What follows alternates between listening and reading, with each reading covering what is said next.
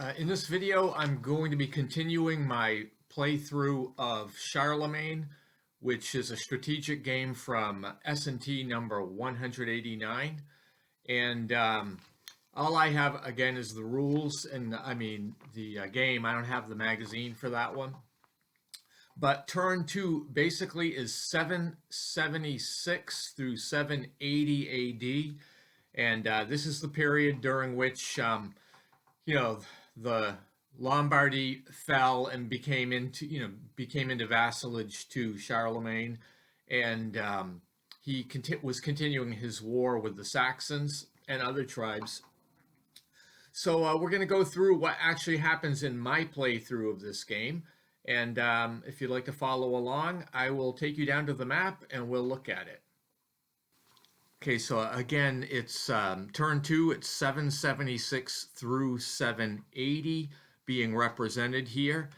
And the Empire ended up having a random event that showed some disruption, some unrest in some of the Christian Empire-controlled areas. And most of them, worked everything out, but Thuringen ended up revolting and becoming neutral. But this was rectified in the vassalage phase.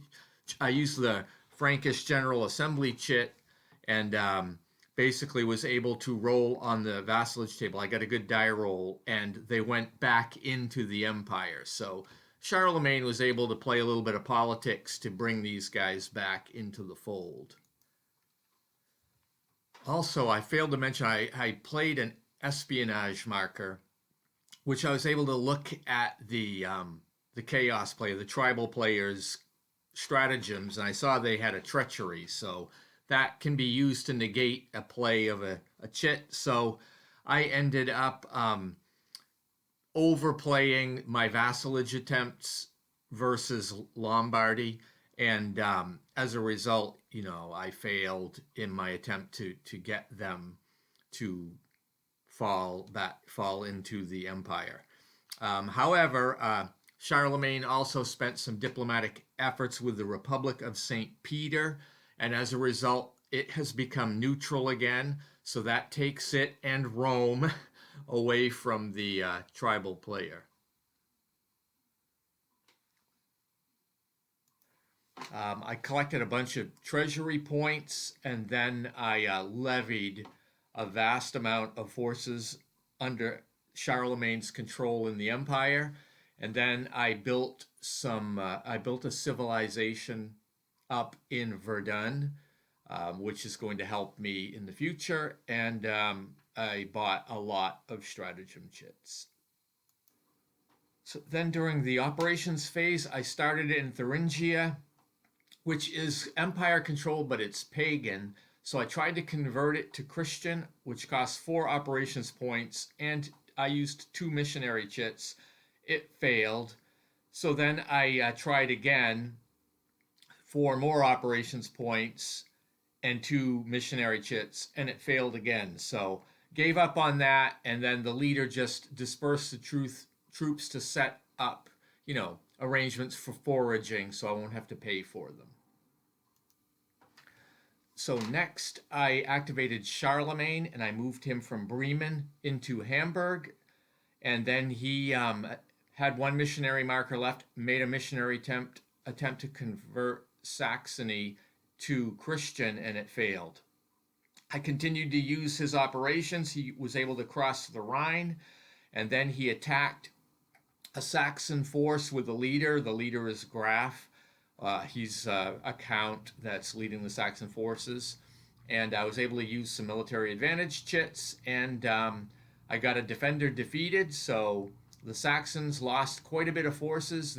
They had to retreat, and then Charlemagne continued and went to Verdun, which is a new civilization that he had built. So next I moved to the tribal player's turn because the Empire was able to provision everybody. And for the random event, there ended up being a lot of unrest again, and the Republic of St. Peter went back to supporting the rebellion against the empire.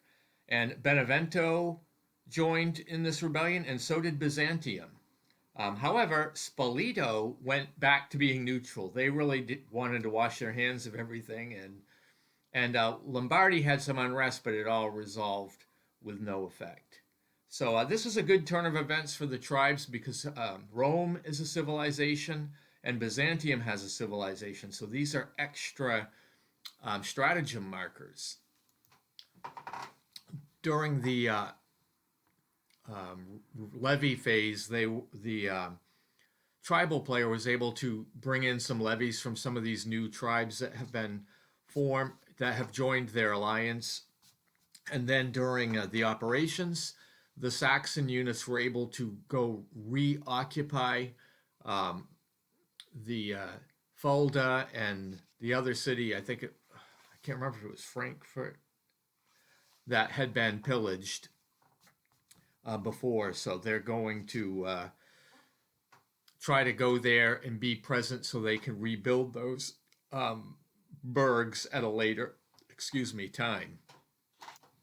Then I continued by turning my attention to Lombardy, and I had a leader activate there.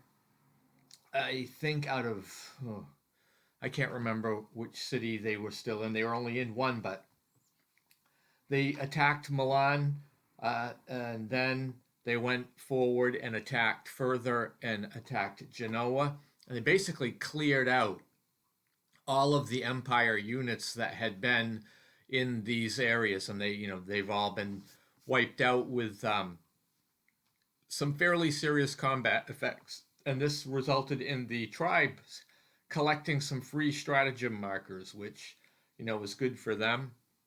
But I'm trying to play the long game here with these guys, so I really didn't do a whole lot more that was significant. So that pretty much brings the year 780 to a close. And as it turns out, Charlemagne was not able to produce his historical results of getting Lombardy into his empire. And the Saxon War is still going on. That's pretty much a historical fact as well. That it took a lot longer there, but the Saxons are rebounding somewhat, and they have moved back into their pillaged cities or burgs. So stay tuned if you'd like to see more from this game, Charlemagne, from S&T 189. Have a great day.